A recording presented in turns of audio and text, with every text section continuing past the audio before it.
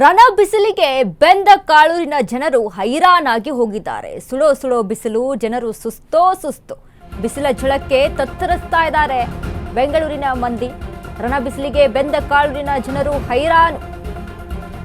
ಸುಡೋ ಬಿಸಿಲು, ಜನರು ಸುಸ್ತು. ಬಿಸಿಲ ಝಳಕ್ಕೆ ತತ್ತರ, ತಾಪಮಾನ ಏರಿಕೆಗೆ ಕಂಗಾಲಾಗಿದ್ದಾರೆ. ತಾಪಮಾನ ಹೆಚ್ಚಾದ ಹಿನ್ನೆಲೆ ಆರೋಗ್ಯ ಇಲಾಖೆ ನಿಗಾವನ್ನ ವಹಿಸಿದೆ. ಆರೋಗ್ಯ ಇಲಾಖೆಯಿಂದ ಮಾರ್ಗಸೂಚಿ ಬಿಡುಗಡೆಯಾಗಿದೆ. ಗರ್ಭಿಣಿಯರು, ಮಕ್ಕಳಿಗೆ ಆರೋಗ್ಯ ಇಲಾಖೆ ಎಚ್ಚರಿಕೆಯನ್ನ ಕೊಟ್ಟಿದೆ. ಅಧಿಕ ತಾಪಮಾನಕ್ಕೆ ನಿರ್ಜಲೀಕರಣ, ಚರ್ಮದ ಸಮಸ್ಯೆ ಬರುತ್ತೆ.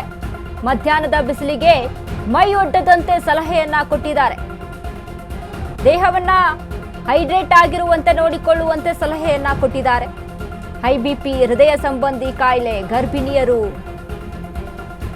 ಮಕ್ಕಳು, ವೃದ್ಧರೇ ಆರೋಗ್ಯದ ಕಡೆ ಹೆಚ್ಚು ನಿಗಾ ವಹಿಸಿ. ಕರ್ನಾಟಕ ರಾಜ್ಯ ಆರೋಗ್ಯ ಇಲಾಖೆ ವಿಶೇಷ ಎಚ್ಚರಿಕೆಯನ್ನ ಕೊಟ್ಟಿದೆ.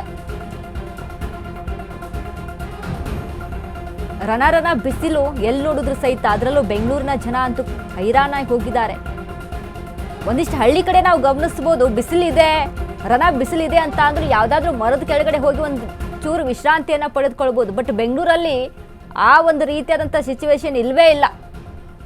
ಮರಗಳೇ ಇಲ್ಲ, ಎಲ್ಲಿ ನೋಡಿದ್ರು ಬಿಲ್ಡಿಂಗ್ಗಳು, ಸಿಮೆಂಟು, ಕಲ್ಲು.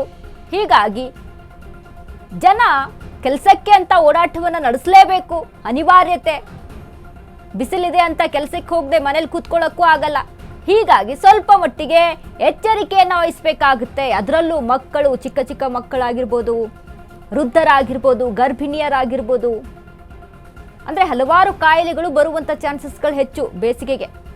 ಬಾಡಿ ಡಿಹೈಡ್ರೇಟ್ ಆಗದಂತೆ ನೋಡ್ಕೊಳ್ಬೇಕಾಗುತ್ತೆ. ಫ್ರೂಟ್ಸು, ಜ್ಯೂಸು, ತಂಪಾದ ಪಾನೀಯಗಳು ಅಂತ ಅಂದರೆ ಫ್ರೆಶ್ ಜ್ಯೂಸ್ಗಳು, ಕೂಲ್ ಡ್ರಿಂಕ್ಸ್ಗಳಲ್ಲ, ಅವುಗಳನ್ನು ಸೇವನೆ ಮಾಡಬೇಕಂತ ಆಗುತ್ತೆ. ದೇಹದ ಮೇಲೆ ಒಂದು ರೀತಿಯ ಕಾಳಜಿಯನ್ನು ತೆಗೆದುಕೊಳ್ಬೇಕು.